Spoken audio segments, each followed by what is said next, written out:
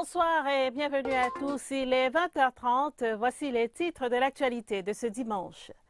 Tour cycliste international, le Cameroun perd le maillot jaune au profit de la France. Le coureur Noël Richet du Club de la Défense, vainqueur de la deuxième étape disputée ce dimanche entre Kribi et Douala.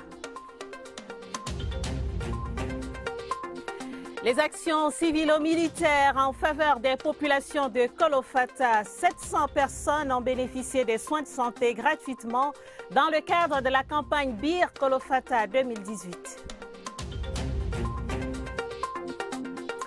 L'unité dans la diversité au Cameroun fait l'unanimité dans la sous-région. Le modèle camerounais, cité en exemple par les invités spéciaux venus des pays voisins pour assister aux festivités du 20 mai dans la région du Sud.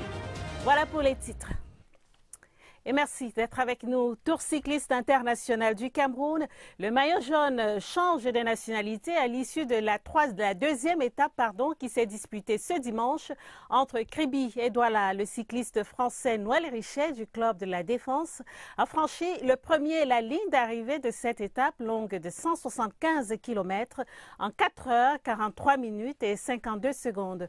Avec une seconde de retard, Martin Gueye du Cameroun a occupé la deuxième position. Sur la route du Tour, retrouvons Joseph Gouet-Amandé. Noël Richet sur le haut du podium. Le cycliste français du Club de la Défense est le vainqueur de la deuxième étape du Tour.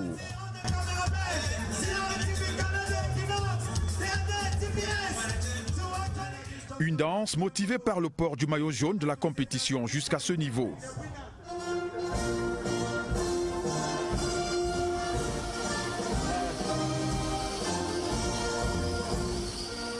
Le Français peut bien savourer la Marseillaise car la victoire d'étape n'a pas été facile. Avec un Camerounais, les 25 derniers kilomètres, il n'a pas passé du tout un Harley, il visait que l'étape. Donc nous, on était à 3 à rouler. On allait peut-être faire deuxième, mais bon, j'étais motivé. Je suis content de remporter aujourd'hui pour Papa Herman, comme je dis, et pour toute l'équipe qui travaille pour nous tout le temps, quoi. Noël Richet gagne l'épreuve en 4 heures 43 minutes et 52 secondes sur 175,7 km. Son challenger Martin Gueye arrive avec une petite seconde de retard. Je voulais gagner à l'arrivée, mais le problème que j'avais à l'arrivée, c'était que mes vitesses n'étaient pas changées normalement. Donc, ça avait un petit retard. C'est pour ça que le blanc m'a traversé là-bas. Le trio du jour se compose de Noël Richet de la France, vainqueur de l'étape, Martin Gueye du Cameroun deuxième et Martin Madar de la Slovaquie troisième. En compagnie des 50 autres coureurs, ils reprennent la route ce lundi à Douala pour le compte de la troisième étape en circuit fermé. Et quittons la route pour chausser les godasses. La 21e journée MTN Elite One s'est disputée cet après-midi. 2 rencontres programmées au stade de Bankomo, près de Yaoundé. Union de Douala a battu Dragon de Yaoundé 3-0. AS Fortuna tombe devant Coton Sport de Garoua, 0-1. Score qui permet aux cotonculteurs de se maintenir à la tête du classement avec 44 points. Le point de la journée avec Roger Ziamafio. Coton Sport de Garoua, AS Fortuna, une chaude explication, petit d'antécédent. À l'aller à Garoua, AS Fortuna avait battu Coton Sport 1-0. C'est donc animé d'un esprit revanchard que le Coton Sport est arrivé cet après-midi au stade de Mbankomo. À la suite d'une rencontre amplement disputée, malgré l'arrivée des dents pluies, le Coton Sport trouvera le chemin des buts à la 43e minute par Jean-Joseph Kumbos, dossard numéro 14. Pour Coton 1, AS Fortuna 0. Ce score restera ainsi jusqu'au terme des 90 minutes. Une équipe comme Coton doit toujours jouer le premier rôle. Je me suis assigné à faire en sorte que ça soit ainsi, parce qu'ils ont les moyens de leur politique. Déjà enlevé des rideaux, Dragon de Yaoundé recevait Union de Douala dans une rencontre d'un niveau très moyen. La première manche, dominée par les visiteurs, donne une avance de 3 buts à l'Union de Douala. Le premier est inscrit par le défenseur central de Dragon contre son propre camp. Pour la suite, Siri Chaï Chamba réalise un doublé. Pour Union 3, Dragon 0. Ce score restera inchangé jusqu'à la pause. À la reprise, Dragon sort de sa torpeur. Dans son barou d'honneur, il s'offre des occasions de but malheureusement non concrétisées. Score final, Union 3, Dragon 0. Les enfants ont respecté les consignes qu'on leur a données. Jouer à la médiane et mettre la vitesse dans les 30 derniers mètres. Et je crois que ce que nous avons fait pour obtenir tous les buts que nous avons pu marquer. La suite de cette 21e journée, MTN Elite One se joue demain au stade Odia avec la rencontre Yafoot contre Eding Sport. À Tchang, Fetche FC recevra Colombe de Saint-Mélim. Et je signale au bas de cette page sportive que les Lions indomptables du Cameroun ont été vaincus par les étalons du Burkina Faso. 0 but contre 1 cet après-midi à Beauvais en France. Match disputé dans le cadre des journées FIFA et c'est une première dans l'historique des confrontations entre ces deux sélections. En religion, l'Église catholique orthodoxe prie pour la paix et la stabilité sociale au Cameroun. Les fidèles étaient réunis ce dimanche en la basilique Saint-Jean-Baptiste d'Ekié, ici à Yaoundé, pour implorer le Seigneur. À cet effet, le chef de l'État y était personnellement représenté par le ministre de l'administration territoriale, Paul Atanganji. D'autres précisions dans ce reportage de Oswald Medou. Dans un contexte marqué par la présence des ennemis de la paix, tapis dans l'ombre et dans le dessein, et la déstabilisation, l'Église se devait de se retourner vers Dieu. C'est ce que l'Église catholique orthodoxe s'est engagée à faire, d'où le culte spécial pour la paix au Cameroun, organisé pour consolider les prières dites jusqu'ici. Nous allons continuer à prier pour ceux qui ont des cœurs durs, même si ceux qui ne comprennent pas, même ceux qui sont faibles, même ceux qui sont méchants. On va adresser à Dieu les prières pour eux tous, afin que la paix règne définitivement dans notre pays. Aussi, les fidèles ont-ils uni leur voix à celle du clergé et réunis pour la circonstance, sous le regard du représentant personnel du chef de l'État. C'est un grand honneur pour moi. Ce n'est pas donné que le chef d'État décide pour envoyer son représentant personnel. Certainement, il fait confiance en ce que nous faisons ici et il fait confiance et il fait foi à nos prières. Pour le célébrant principal du jour, la paix est indispensable pour toute nation qui aspire au développement. À la ferveur de la prière pour la nation, s'est greffée la joie des fidèles qui ont accueilli un nouvel évêque. Le sacre de Monseigneur Francesco Tabimba, qui dirigera désormais la zone du Sud, a apporté un autre cachet à une célébration déjà riche en symboles. Comme une cerise sur le gâteau, l'émissaire du chef de l'État a remis l'appui de son mandataire pour le parachèvement des travaux de construction de la basilique d'Ekié. Paul Atanganji a par ailleurs assuré à l'ensemble de la communauté l'accompagnement constant des pouvoirs publics. L'Assemblée chrétienne Maison du Père de l'Église presbytérienne camerounaise a consacré ce dimanche un pasteur et 4 anciens de l'Église. C'était au cours d'un culte spécial à l'amphithéâtre de l'Université protestante d'Afrique centrale, ici à Yaoundé. L'apôtre Jean-Marc Potenti, venu d'Europe pour la circonstance, a invité les nouveaux bergers à cultiver l'amour du prochain. Le reportage de Inès Magoum. Le règne auquel elles sont appelées est celui de la foi. Et cela passe d'abord par la révélation de Dieu au monde, marquée par la grâce. L'apostolat, dans le sens biblique, est un don de Dieu. Et quand Dieu appelle à ce ministère-là, alors il pourvoit par des dons, des charismes et tout un équipement qui fait partie de la grâce de Dieu pour chacun. Il y a une complémentarité entre le ministère apostolique, prophétique, les enseignants, les pasteurs et les évangélistes. En fait, c'est chacune de ces onctions qui est nécessaire pour la croissance de l'Église. Ce sont au total 8 dames de l'Assemblée chrétienne Maison du Père qui reçoivent grâce et apostolat ce dimanche.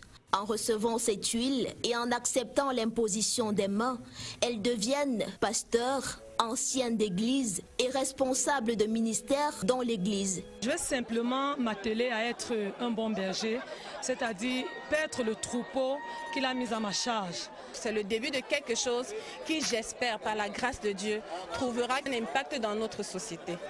Et pour que cet impact soit visible, le prédicateur du jour, l'apôtre Jean-Marc Potenti, invite l'ensemble des fidèles à être à l'écoute de la parole de Dieu. Et à ces dames, il demande de toujours être les témoins de Christ dans le monde. Dans l'actualité également ce dimanche, le processus de la décentralisation qui est en marche dans la région de l'extrême nord. Constat du ministre de la Décentralisation et du Développement local, Georges Elanga Obam, vient de boucler une visite de travail de 6 jours dans la région. Celle-ci s'est achevée vendredi avec l'inauguration de l'hôtel de ville de Gazawa dans le département du Diamaré, fruit de la décentralisation. Le reportage de Aladji Mustafa, CRTV Extrême Nord. Après plusieurs réunions de concertation avec les autorités administratives et les magistrats municipaux, la descente sur le terrain pour la visite des chantiers, le ministre de la décentralisation et du développement local a pu mesurer l'état d'avancement du processus dans la région de l'extrême nord. Nous avons vu des collectivités territoriales à l'œuvre, engagées et promotrices de décentralisation. Nous avons vu des hommes et des femmes soudés et attachés derrière le président de la République pour la promotion du développement local. La décentralisation et le développement local sont une réalité ici dans l'extrême nord. Sa visite de travail de 6 jours s'est achevée par l'inauguration de l'hôtel de ville de Gazawa, dans le département du Diamari, un édifice qui a coûté plus de 130 millions de francs CFA à l'État et qui reste un symbole pour cette ville peuplée de plus de 41 000 habitants. Maintenant, nous sommes à l'aise. Chaque personnel, chaque responsable a son bureau. Donc vraiment, nous sommes très contents. Avant de prendre congé de l'extrême nord, région qu'il a choisie pour sa toute première sortie officielle, le ministre de la décentralisation et du développement local a plaidé pour le développement. Nos collectivités doivent s'organiser pour être des structures promotrices de développement. Elles doivent devenir des agents économiques. Les maires et les autorités ont pris l'engagement d'appuyer sur l'accélérateur du processus de décentralisation dans la région de l'extrême nord qui retrouve progressivement la paix. Accélérer l'intégration sous-régionale pour booster la croissance économique, c'est l'une des principales résolutions de l'Assemblée générale extraordinaire de l'UNIPAS. Les travaux se sont achevés vendredi au siège du JICAM à Douala avec plusieurs recommandations, mais aussi l'élection d'un nouveau bureau à la tête de cet organe consultatif. Bilan des travaux avec Léon Bertrand Tanifo. Les lenteurs observées dans le processus d'intégration en Afrique centrale font en permanence planer sur la sous-région le spectre d'un développement tardif, la résurgence des poches d'insécurité et la chute drastique des coûts des matières premières sur le marché international impactent cruellement sur l'économie des pays membres. Ce vendredi à Douala, les responsables de l'UNIPAS, l'Union des patronats d'Afrique centrale, ont procédé à un diagnostic de la situation économique de la sous-région. Les organisations patronales expriment leurs préoccupations face à la situation de crise dans laquelle la sous-région est plongée depuis 2 ans, avec des taux de croissance économique négatifs en 2016 et en 2017. Elles invitent les États à mettre un accent sur les préoccupations du secteur privé. Elles expriment une profonde inquiétude sur les incertitudes qui planent sur l'avenir du franc CFA en zone CEMAC. Des préoccupations qui n'ont pas mis en veilleuse la reconnaissance des efforts fournis par les gouvernements. Que ce soit au sommet de Yaoundé ou de N'Djamena, les chefs d'État d'Afrique centrale ont entrepris de nombreuses actions allant dans le sens de l'accélération du processus d'intégration sous-régionale. Le gouvernement va jouer son rôle à fond pour accompagner les opérateurs économiques. L'économie doit marcher, c'est cela la priorité des priorités aujourd'hui et l'UNIPAS doit jouer un rôle important. Un nouveau bureau de l'UNIPAS a été élu au cours de ces travaux et les Camerounais Célestin Tawamba et Alain Blaise Batonguet y siègent notamment en qualité de président et de secrétaire exécutif. Deuxième titre de ce journal, le bataillon d'intervention rapide au secours des populations de Kolofata dans l'extrême nord. 700 personnes viennent de bénéficier de soins gratuits en ophtalmologie, gynécologie et autres médecines générales. C'est dans le cadre d'une campagne de santé baptisée Bir Kolofata 2018. Elle a pris fin hier samedi. Les détails avec Honoré Boaké, CRTV Extrême Nord. Les patients sont venus de toutes les localités de l'arrondissement de Kolofata, touchées par l'insécurité. Elles ont bénéficié des prestations sanitaires proposées dans le cadre de la campagne de santé Bir Kolofata 2018. Hommes, femmes et enfants ont défilé sans exception devant le personnel de santé militaire. J'ai un problème de vision. Donc on m'a consulté. Maintenant, actuellement, je suis en train d'aller aux pharmacies et prendre le médicament qu'il me faut. Cette campagne, au-delà de ses objectifs sanitaires, a également mis un accent particulier sur le volet opérationnel, question de renforcer le lien armée et nation. Inscrit dans le cadre des actions civilo-militaires que mènent en permanence les bataillons d'intervention rapide au profit des populations civiles. L'objectif militaire, c'est le renforcement du lien armée et nation. Près de 700 patients ont été soulagés à ce jour. Pour s'assurer du bon déroulement de la campagne, l'hôpital de district de santé de Kolofata a reçu la visite des autorités locales. À la population, je dois leur dire de faire confiance à leur armée. Et aujourd'hui, nous voyons la mise en pratique de nos concepts armée-nation à travers cette action civilo-militaire. Plus de 3000 consultations sont annoncées en termes de prévision. 100 personnels de santé militaire et civils ont été mobilisés pour atteindre les objectifs escomptés. Prévention routière, certains usagers indélicats jouent les récidivistes malgré les nouvelles mesures prises par la gendarmerie. Le colonel Jean-Félix Medjo et ses éléments étaient ce dimanche sur la nationale numéro 3 Yaoundé-Douala pour dissuader de la manière la plus forte qui soit ceux-là qui continuent de mettre la vie des Camerounais en danger. Pierre Evembe les a suivis. Son reportage. Axe Yaoundé-Douala, le colonel Jean-Félix Medjo, inspecteur général numéro 1 à la gendarmerie nationale, est dans la place. Craint par ses troupes, redouté par les usagers indélicats, le superviseur du détachement Alpha a cette particularité, c'est de marcher avec tous ses textes pour que nul n'en ignore. Ici, le bus d'une agence qui l'a passé au scanner. Le caoutchouc et les fers sortent sur les roues. Vous voyez vous-même les fers sur ces roues. Est-ce que ce véhicule est déjà sécurisant pour les passagers?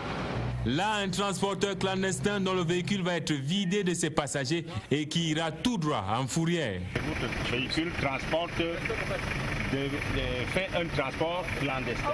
Le transporteur doit rembourser l'argent des passagers et on va les remettre dans un autre véhicule. Et le véhicule doit aller en fourrière. Il n'y a pas à tergiverser là-dessus. Et juste après, un capitaine de l'armée, propriétaire d'un véhicule dont la seule pièce est ce béret sur le tableau de bord. Comment un officier ne peut pas... Un officier est à quelques francs près pour immatriculer un véhicule. C'est quoi ça? Pas de trafic d'influence donc quand on a l'onction du haut commandement. L'opération contrôle, surveillance, répression monte d'un cran avec la patrouille mobile. Depuis le week-end là, on essaie de ratisser, ça donne des fruits. Notre présence vraiment ça fait en sorte que tout le monde prend sa place. Les usagers indélicats sont désormais en insécurité. Ce dimanche 27 mai, dernier dimanche du mois de mai, jour de célébration de la fête des mères, l'occasion de rendre hommage à toutes ces mamans pour leur courage, leur dévouement et pour toutes ces attentions dont elles nous comblent au quotidien. La sénatrice Ngangoubé Aminatou a choisi cette date pour sa première sortie après son élection au Sénat. Elle est allée remettre des kits scolaires et des jouets aux enfants des soldats du bataillon des troupes aéroportées de Koutaba, dans la région de l'Ouest. Voici le reportage de André Arissi des combats, CRTV Ouest.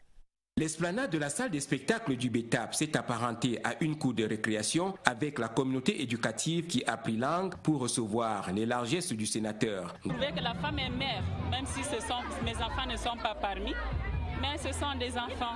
Ils ont besoin de cette tendresse, de cette affection, de cet amour, de savoir qu'on pense à eux. Dans la salle, près d'1 millier de kits scolaires comportant des cadeaux et des objets ludiques ont été distribués aux enfants des veuves des vaillants soldats tombés, les armes à la main, sur le champ d'honneur de bataille pour sauvegarder la paix, la sécurité et l'intégrité du Cameroun.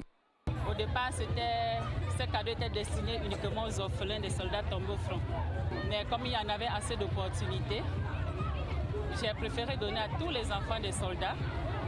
Et heureusement, tous les enfants de l'école publique sont là et ils ont été satisfaits. Les enfants, accompagnés de leur mère, ont trouvé des réponses satisfaisantes aux problèmes liés aux préparatifs de la prochaine rentrée scolaire. Les cadeaux confectionnés aux États-Unis d'Amérique ont été acquis par le biais de l'association Samaritan's Purse. Après la caserne, ce sera le tour des églises et des mosquées. Des denrées alimentaires pour les fidèles musulmans nécessitent le don de l'Association camerounaise des femmes musulmanes était remis ce jour à Yaoundé. Une bonne action qui arrive à point nommé en cette période de jeûne du mois de Ramadan. Napoléon Bonaparte-Besson, reportage. Une charité opportune en ces temps de profonde méditation. Les fidèles musulmans déshérités se font approvisionner en vivres pour mieux s'alimenter à la nuit tombée durant ce mois de Ramadan. L'initiative porte la signature d'une association caritative très sensible à la situation des personnes vulnérables. Ce qu'on est en train de faire, le Pâques Ramadan, c'est un programme qu'on a initié pour aider les familles nécessitées pendant le mois du Ramadan. Donc on a constaté qu'il y a les gens qui gênent, qui ne trouvent pas quelque chose pour rompre le jeûne. Ces donateurs accumulent une expérience dans la bienfaisance, avec bien sûr le concours de quelques mécènes tout aussi attentionnés. Je remercie les volontaires qui ont travaillé avec nous, ça fait longtemps, donc on nous remercie. Je remercie particulièrement aussi son directeur, qu'Allah le récompense. Le quartier Etoudi, qui a reçu la visite des bonnes samaritaines, gardera pendant longtemps l'image de ces dons s'élevant à des centaines de mille, de quoi lever la tête vers le ciel. Merci, merci Kamwa, on a aidé moi avec mon sac, voilà mon sac, merci beaucoup. La caravane intéressante et désintéressée entend poursuivre sa générosité à d'autres quartiers de la capitale politique. Et je vous le disais en titre, l'Afrique centrale admire et félicite le Cameroun pour son unité dans la diversité. Les invités spéciaux de la région du Sud venus du Gabon, de la Guinée équatoriale et du Congo l'ont dit aux autorités administratives de cette région le 20 mai dernier. C'était également l'occasion de magnifier le vivre ensemble avec ces pays frères. Vivre ensemble qui se nourrit d'une culture commune et des échanges commerciaux entre ces États. Le reportage de Franck Evina, CATV Sud. C'est une présence en terre camerounaise qui en dit long sur les avancées de l'intégration sous-régionale. Le gouverneur de Kientem en Guinée équatoriale et celui du Haut-Lentem au Gabon honorent aux côtés du gouverneur Félix Nguélé le rendez-vous de la fête nationale de l'unité. Ebolova, Sammelima, Vangan et les autres localités qui accueillent ces délégations chaque année dans le Sud sont de véritables carrefours des peuples d'Afrique centrale.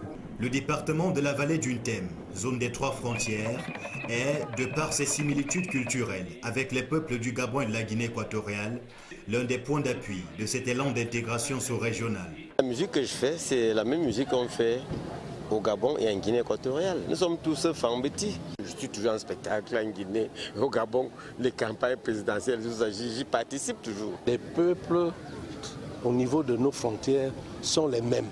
Et ces échanges existent depuis la nuit des temps. Quand je suis au sud de Cameroun, c'est comme si j'étais au nord du Gabon ou que j'étais en Guinée équatoriale. Le programme de développement intégré de la zone des 3 frontières, l'autre preuve des relations de bon voisinage entre le Cameroun, le Gabon et la Guinée équatoriale. Ouvrir leurs portes sans crainte et booster les flux commerciaux, l'idéal recherché par les pays de la CEMAC. Avec ses nombreux marchés frontaliers à la clientèle essentiellement gabonaise et équato-guinéenne, le Cameroun montre la voie. Et encore quelques échos. Voici quelques échos à présent de la Fête nationale 2018. L'événement a été célébré à Rome, en Italie, vendredi dernier, autour de son Excellence Antoine Zanga, ambassadeur du Cameroun, près le Saint-Siège, une centaine de Camerounais, une forte délégation venue du Vatican. La correspondance à Rome de Flavinga. La 46e édition de la Fête nationale du Cameroun a été célébrée ce vendredi 25 mai dans la capitale romaine. C'est par une réception à l'Égypte Palace Hotel que Antoine Zanga, ambassadeur du Cameroun près le Saint-Siège, accompagné de son épouse Célestine, ont reçu la diaspora camerounaise romaine. Une soirée placée autour de l'amitié, la gastronomie, la musique et la danse qui a réuni une centaine d'invités. Au-delà de la fête officielle, la célébration du 20 mai a été aussi, cette année, une occasion pour l'ambassadeur du Cameroun au Vatican de rappeler dans son discours de bienvenue à ses hôtes que le Cameroun, comme d'autres pays, a plus ou moins un certain nombre de défis à relever, en citant par ailleurs le développement économique, la lutte contre le terrorisme et le séparatisme. Présente à la fête les membres de la curie romaine, le corps diplomatique africain et les amis du Cameroun. Cette journée, déjà fortement enracinée dans la communauté camerounaise vaticaniste, a été également un élan de patriotisme et un moment pour renouer avec ses racines. Ici au Cameroun, la fête de l'unité en Bonjok, dans le Nyon-Ekile, à Monatele dans l'Alekié, était célébrée avec faste dans ces localités. C'était l'occasion pour les populations de réaffirmer leur volonté de vivre ensemble. La mouture avec Pauline Yolande Beyene et Roland Camille Soumbi de CRTV Centre. Le défilé a commencé par l'hymne national en anglais et en français pour magnifier le bilinguisme du Cameroun, suivi du défilé des tout-petits. Les élèves du primaire ont démontré leur attachement aux idéaux de la République à travers des chants patriotiques.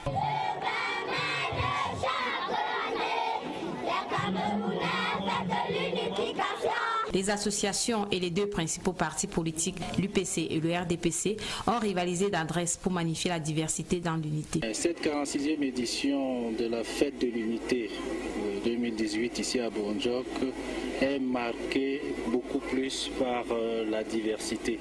L'unité dans la diversité linguistique, la diversité ethnique et même la diversité politique. C'est ça le socle de notre stabilité, c'est le socle de notre paix. Des médailles et des prix ont été remis aux récipiendaires. Cette distinction a clos le défilé en Bonjok et les réjouissances se sont poursuivies pour marteler une fois de plus le vivre ensemble. À Monatele dans l'Aleki, l'on a vécu de véritables moments de communion. Le vivre ensemble dans cette unité administrative est une réalité. Nous avons vu toutes les communautés nationales se manifester, les communautés de l'Ouest, du Nord, du Nord-Ouest et du Sud-Ouest. Il faudrait que cette volonté se poursuive, qu'elle s'intensifie, qu'elle se traduise davantage. 3 articulations pour cette édition 2018 de la fête de l'unité. D'abord, la remise des distinctions honorifiques. 8 récipiendaires qui ont été faits grand cordon, commandeur et chevalier de l'ordre national du mérite camerounais et du mérite agricole. Ensuite, la remise des récompenses et trophées aux meilleurs sportifs de Monatele en tennis de table, handball et football. Enfin, le défilé militaire et civil avec la gendarmerie en tête, toujours au service de la nation. Les anciens combattants, la police, l'administration pénitentiaire, les eaux et forêts, les écoulés et élèves, à leur passage devant la tribune, scandaient des chants patriotiques et brandissaient des tracts sur lesquels était inscrit « Vivre ensemble, le fruit du patriotisme et du multiculturalisme. Optons pour la paix au Cameroun. Préserver l'unité nationale, c'est garantir un avenir radieux à nos enfants. Ici à Monatele, tout le monde est chez soi. Tout ce que vous avez vu défiler là, c'est depuis ceux de l'extrême nord jusqu'à l'extrême sud du pays. Un vivre ensemble auquel ont pris part le PAL, Parti de l'Alliance libérale, l'UNDP, le PPD et le Rassemblement démocratique du peuple camerounais. Le ministre de la Jeunesse et de l'Éducation civique face à des milliers de jeunes internautes, c'était dans le cadre des chats online du Vivre Ensemble camerounais. Cet échange virtuel qui s'inscrit dans le prolongement des festivités de la fête de l'unité a donné l'occasion au ministre Mounouna Foutou de recueillir les préoccupations des jeunes en matière d'insertion socio-professionnelle. Le direct a eu lieu hier samedi. Alvin Gizelze. Un grand moment d'échange virtuel entre le ministre de la Jeunesse et de l'Éducation civique et les jeunes du terroir et ceux de la diaspora. Le duplex a duré un peu plus d'1 heure. Face à Mounouna Foutsou, les internautes n'ont pas fait dans la langue de bois. Ils ont exprimé toutes leurs préoccupations. Des problèmes d'insertion, d'accompagnement et même de parité. Je ne suis pas tout seul. Ni cette situation, par exemple, elle prend tout le monde 4 ans. Le chef de ce département ministériel, très à l'aise dans cet exercice, apporte des éclairages et constate par ailleurs que les jeunes ne sont pas suffisamment informés sur les projets gouvernementaux. La jeunesse est souvent mal informée. Projets gouvernementaux. La jeunesse est souvent mal informée. Je leur ai parlé du plan triennal spécial jeune, par exemple, que le chef de l'État a lancé, qui est l'un des premiers plans spéciaux en faveur d'une catégorie sociale et qui est doté d'une grande enveloppe de 102 milliards de francs CFA et qui concerne la jeunesse aussi de la diaspora avec le Paris, j'ai dit, le programme d'aide au retour à l'insertion des jeunes de la diaspora qui fait aujourd'hui un travail formidable aux côtés de l'OIM par exemple pour les migrants de retour qui viennent de Libye, etc. Plus de 10 000 vues au terme de ce chat online qui a connu la présence d'un collectif de jeunes patriotes et de la présidente du Conseil national de la jeunesse. En politique, les militants et militantes de la section RDPC Nyon et Foumou Sud viennent de se réunir dans le cadre de leur conférence conjointe. Ces derniers ont à cette occasion réitéré leur soutien au président Paul Biya. Michel Redon-Roanja, reportage.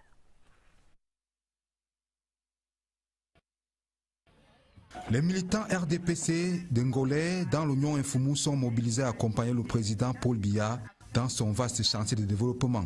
Cet engagement vient d'être réitéré au cours de la conférence des sous-sections de cette unité politique. Il s'agit pour nous de préparer tous nos militants à être prêts pour le jour J.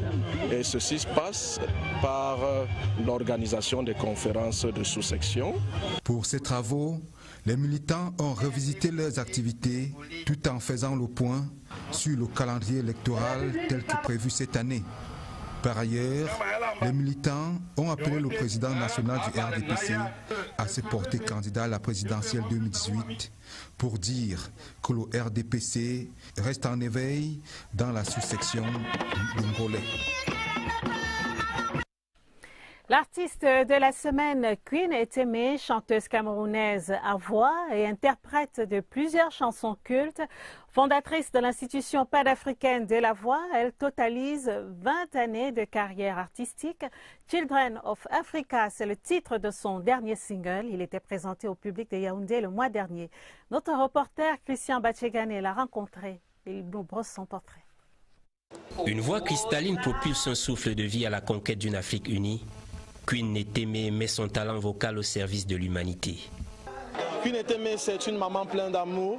Voilà, elle revient avec un titre comme Children of Africa parce qu'elle aime rassembler, elle aime travailler avec tout le monde, elle aime unir les gens. Son nouvel album à venir, A New Day for Africa, et le single Children of Africa constituent un projet au-delà du chant, celui de la mutualisation de toutes les forces vives africaines au service du développement endogène du continent. Cette unité entre anglophones et francophones, pourquoi ne profites-tu pas de ton séjour au Cameroun pour exhorter et pour approcher tes filles, tes jeunes frères? Peut-être que ça serait un symbole fort, tu vois, que tu puisses être avec quelques artistes anglophones et que vous puissiez montrer en tant qu'ambassadeur de ce pays que le Cameroun est bien et indivisible. Alors comme je soumets tout à Dieu, je soumets à Dieu, peut-être que Dieu permettra ça.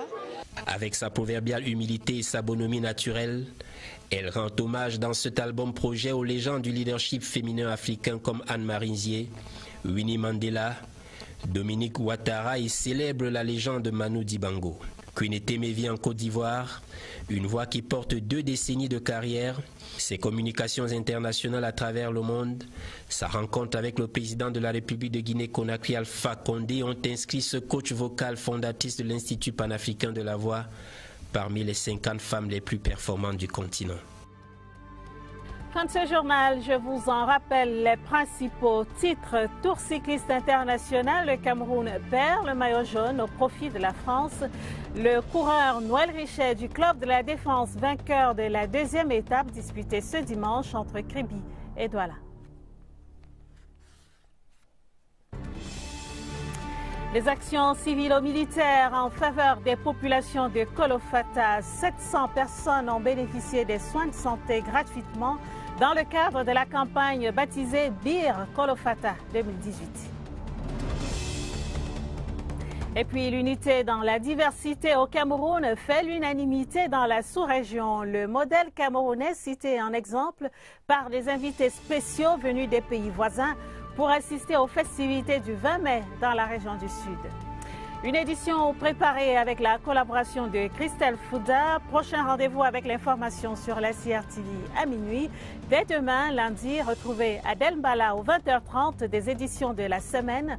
Merci d'avoir suivi. Excellent début de semaine à tous et puis bonne fête une fois de plus au moment. Bonsoir.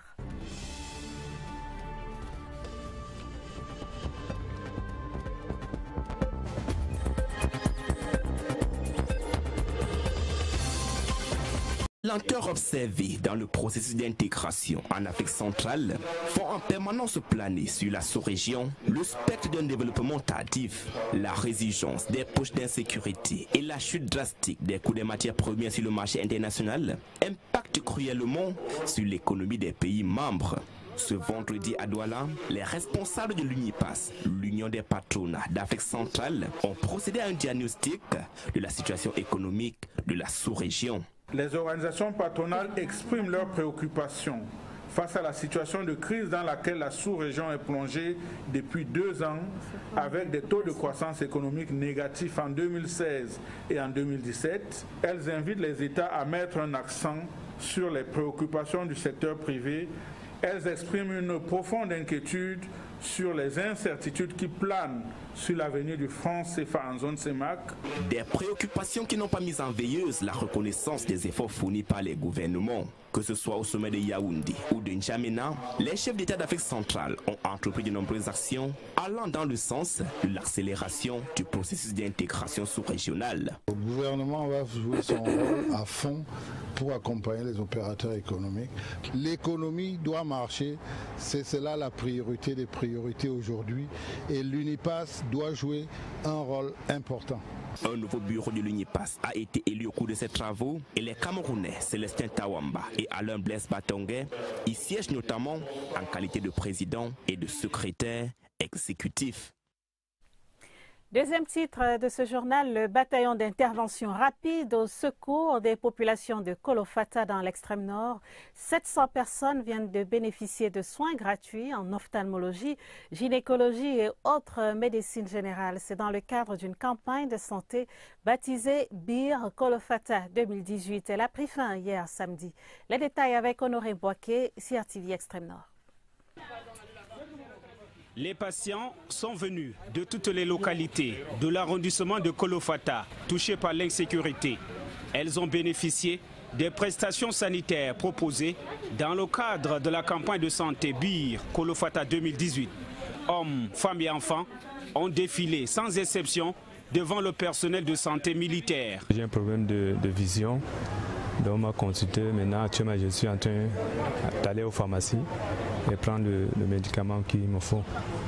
Cette campagne, au-delà de ses objectifs sanitaires, a également mis un accent particulier sur le volet opérationnel, question de renforcer le lien armée et nation. Inscrit dans le cadre des actions civilo-militaires que mènent en permanence les bataillons d'intervention rapide au profit des populations civiles. L'objectif militaire, c'est le renforcement du lien armée et nation.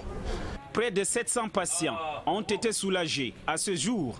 Pour s'assurer du bon déroulement de la campagne, l'hôpital de district de santé de Kolofata a reçu la visite des autorités locales. À la population, je dois leur dire de faire confiance à leur armée.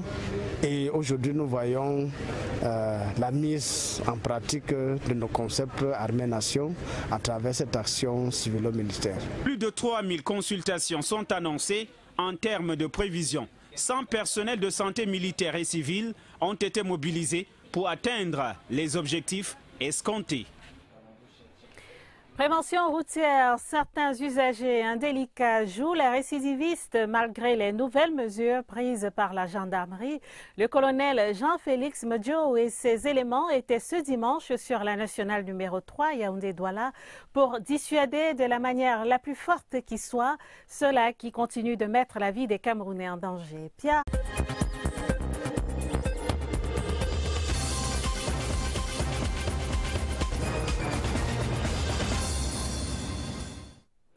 Bonsoir et bienvenue à tous. Il est 20h30. Voici les titres de l'actualité de ce dimanche.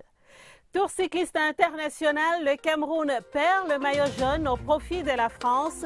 Le coureur Noël Richet du Club de la Défense, vainqueur de la deuxième étape disputée ce dimanche entre Kribi et Douala.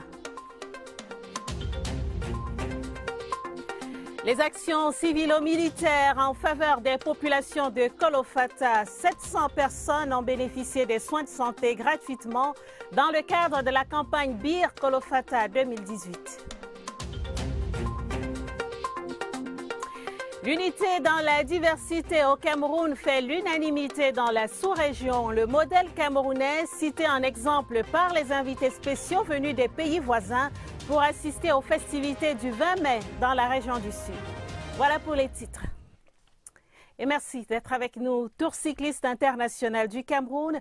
Le maillot jaune change de nationalité à l'issue de la deuxième étape qui s'est disputée ce dimanche entre Kribi et Douala. Le cycliste français Noël Richet du club de la Défense a franchi le premier la ligne d'arrivée de cette étape longue de 175 km en 4 heures, 43 minutes et 52 secondes.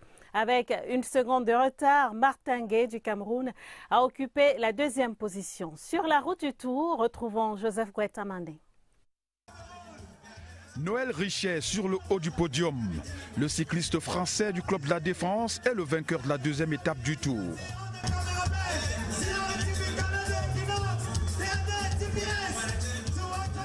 Une danse motivée par le port du maillot jaune de la compétition jusqu'à ce niveau.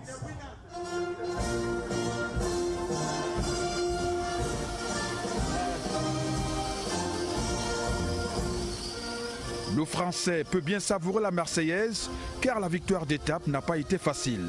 Avec un Camerounais, les 25 derniers kilomètres, il n'a pas passé du tout un relais, il visait que l'étape. Donc nous, on était à 3 à rouler. On allait peut-être faire deuxième, mais bon, j'étais motivé. Je suis content de remporter aujourd'hui pour Papa Herman, comme je dis, et pour toute l'équipe qui travaille pour nous tout le temps, quoi. Noël Richet gagne l'épreuve en 4 heures 43 minutes et 52 secondes sur 175,7 km. Son challenger Martin Gueye arrive avec une petite seconde de retard. Je voulais gagner à l'arrivée, mais le problème que j'avais à l'arrivée, c'était que mes vitesses n'étaient pas changées normalement. Donc, ça avait un petit retard. C'est pour ça que le blanc m'a traversé là-bas. Le trio du jour se compose de Noël Richet de la France, vainqueur de l'étape, Martin Gueye du Cameroun, deuxième, et Martin Madar de la Slovaquie, troisième. En compagnie des 50 autres coureurs, ils reprennent la route ce lundi à Douala pour le compte de la troisième étape en circuit fermé. Et quittons la route pour Chaussée-les-Godas. La 21e journée MTN Elite One s'est disputée cet après-midi. 2 rencontres programmées au stade de Bankomo, près de Yaoundé. Union de Douala a battu Dragon de Yaoundé 3-0. AS Fortuna tombe devant Coton Sport de Garoua, 0 but contre 1. Score qui permet aux cotonculteurs de se maintenir à la tête du classement avec 44 points. Le point de la journée avec Roger Ziamafio. Coton Sport de Garoua, AS Fortuna, une chaude explication, petit d'antécédent. À l'aller à Garoua, AS Fortuna avait battu Coton Sport 1-0. C'est donc animé d'un esprit revanchard que le Coton Sport est arrivé cet après-midi au stade de Bankomo. À la suite d'une rencontre amplement disputée, malgré l'arrivée des dents pluies, le Coton Sport... Evembe les a suivis, son reportage. Axe Yaoundé-Douala, le colonel Jean-Félix Medio, inspecteur général numéro 1 à la gendarmerie nationale, est dans la place. Craint par ses troupes, redouté par les usagers indélicats, le superviseur du détachement Alpha a cette particularité, c'est de marcher avec tous ses textes pour que nul n'en ignore. Ici, le bus d'une agence qui l'a passé au scanner. Le caoutchouc et les fers sautent sur les roues. Vous voyez vous-même les fers sur ces roues. Est-ce que ce véhicule est déjà sécurisant pour les passagers? Là, un transporteur clandestin dont le véhicule va être vidé de ses passagers et qui ira tout droit en fourrière. Votre véhicule fait un transport clandestin. Le transporteur doit rembourser l'argent des passagers et on va les remettre dans un autre véhicule. Et le véhicule doit aller en fourrière. Il n'y a pas à tergiverser là-dessus. Et juste après, un capitaine de l'armée, propriétaire d'un véhicule dont la seule pièce est ce béret sur le tableau de bord. Comment un officier ne peut pas... Un officier est à quelques francs près pour immatriculer un véhicule. C'est quoi ça? Pas de trafic d'influence donc quand on a l'onction du haut commandement. L'opération contrôle, surveillance, répression monte d'un cran avec la patrouille mobile. Depuis le week-end là, on essaie de ratisser, ça donne des fruits.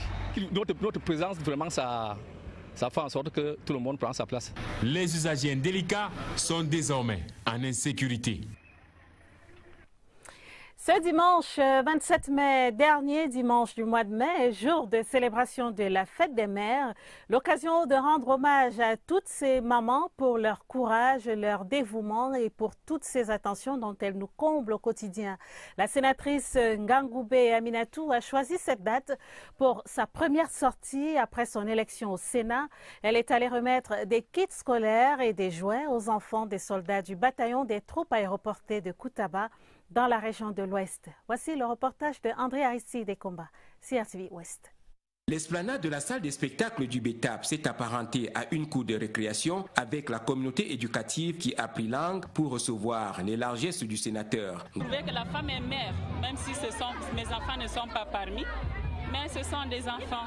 Ils ont besoin de cette tendresse, de cette affection, de cet amour, de savoir qu'on pense à eux. Dans la salle, près d'1 millier de kits scolaires comportant des cadeaux et des objets ludiques ont été distribués aux enfants des veuves des vaillants soldats tombés, les armes à la main, sur le champ d'honneur de bataille pour sauvegarder la paix, la sécurité et l'intégrité du Cameroun. Au départ, ce cadeau était destiné uniquement aux orphelins des soldats tombés au front. Mais comme il y en avait assez d'opportunités, j'ai préféré donner à tous les enfants des soldats. Et heureusement, tous les enfants de l'école publique sont là et ils ont été satisfaits. Les enfants, accompagnés de leur mère, ont trouvé des réponses satisfaisantes aux problèmes liés aux préparatifs de la prochaine rentrée scolaire. Les cadeaux confectionnés aux États-Unis d'Amérique ont été acquis par le biais de l'association Samaritan's Purse. Après la caserne, ce sera le tour des églises et des mosquées. Des denrées alimentaires pour les fidèles musulmans nécessitent le don de l'Association camerounaise des femmes musulmanes était remis ce jour à Yaoundé. Une bonne action qui arrive à point nommé en cette période de jeûne du mois de Ramadan. Napoléon Bonaparte-Besson, reportage. Une charité opportune en ces temps de profonde méditation.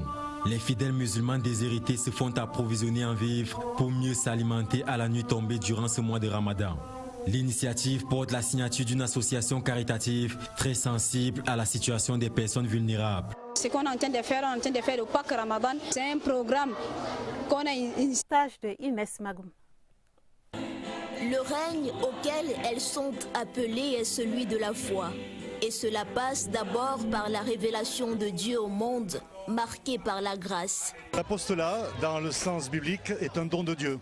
Et quand Dieu appelle à ce ministère-là, alors il pourvoit par des dons, des charismes et tout un équipement qui fait partie de la grâce de Dieu pour chacun.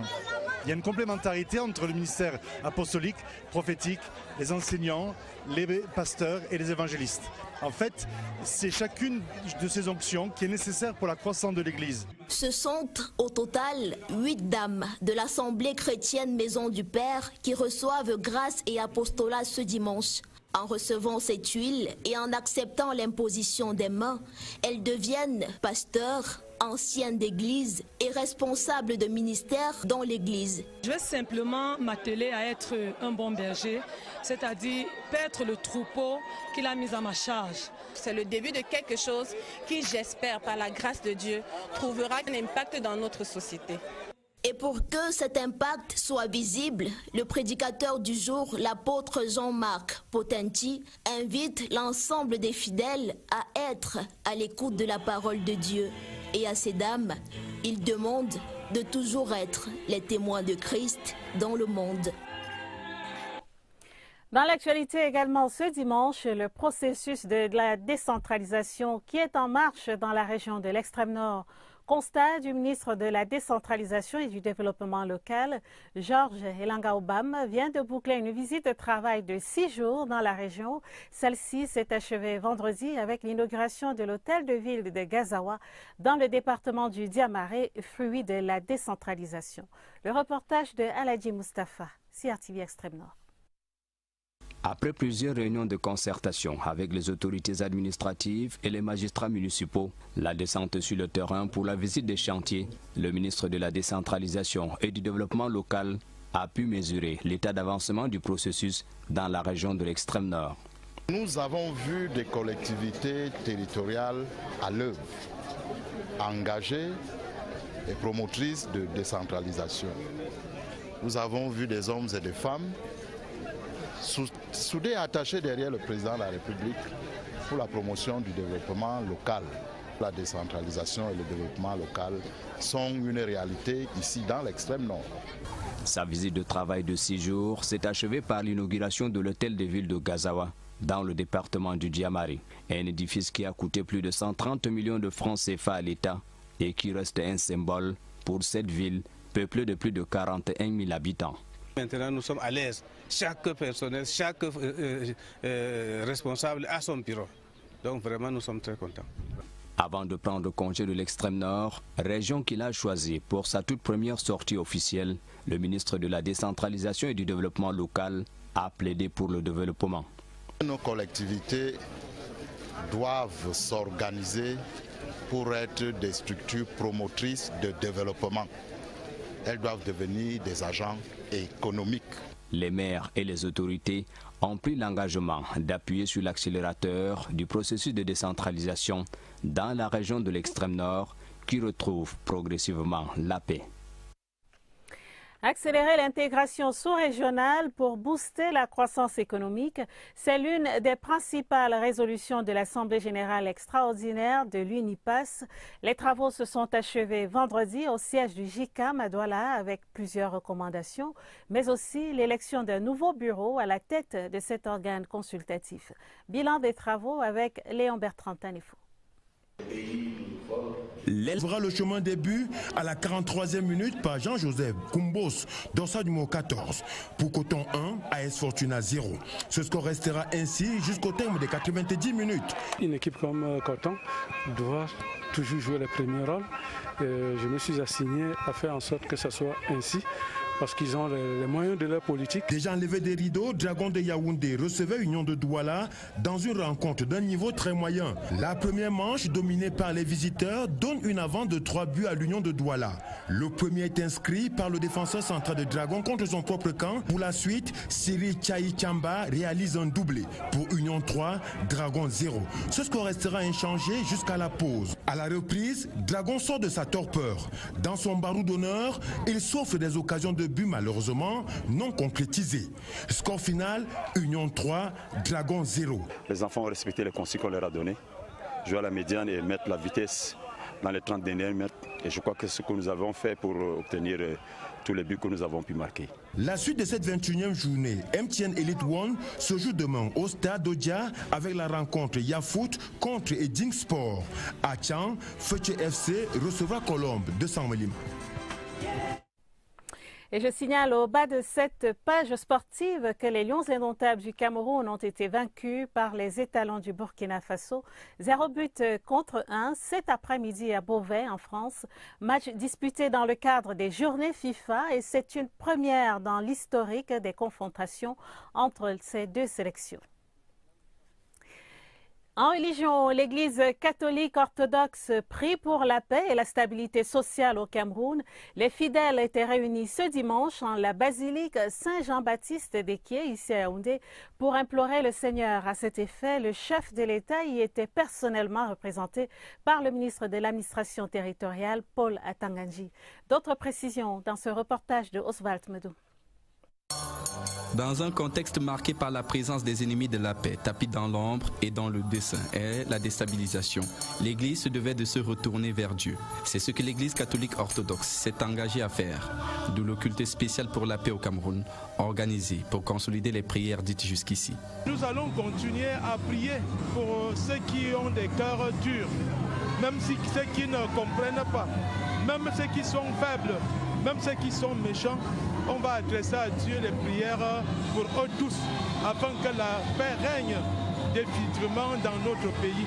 Aussi, les fidèles ont-ils uni leur voix à celle du clergé, réunis pour la circonstance, sous le regard du représentant personnel du chef de l'État. C'est un grand honneur pour moi. Ce n'est pas donné que le chef d'État décide pour envoyer son représentant personnel. Certainement, il fait confiance en ce que nous faisons ici et il fait confiance et il fait foi à nos prières. Pour le célébrant principal du jour, la paix est indispensable pour toute nation qui aspire au développement. À la ferveur de la prière pour la nation, s'est greffée la joie des fidèles qui ont accueilli un nouvel évêque. Le sacre de Monseigneur Francesco Tabimba, qui dirigera désormais la zone du Sud, a apporté un autre cachet à une célébration déjà riche en symboles. Comme une cerise sur le gâteau, l'émissaire du chef de l'État a remis l'appui de son mandataire pour le parachèvement des travaux de construction de la basilique d'Eki. Paul Tangandi a par ailleurs assuré à l'ensemble de la communauté l'accompagnement constant des pouvoirs publics. L'Assemblée chrétienne Maison du Père de l'Église presbytérienne camerounaise a consacré ce dimanche un pasteur et 4 anciens de l'Église. C'était au cours d'un culte spécial à l'amphithéâtre de l'Université protestante d'Afrique centrale, ici à Yaoundé. L'apôtre Jean-Marc Potenti, venu d'Europe pour la circonstance, a invité les nouveaux bergers à cultiver l'amour du prochain. Le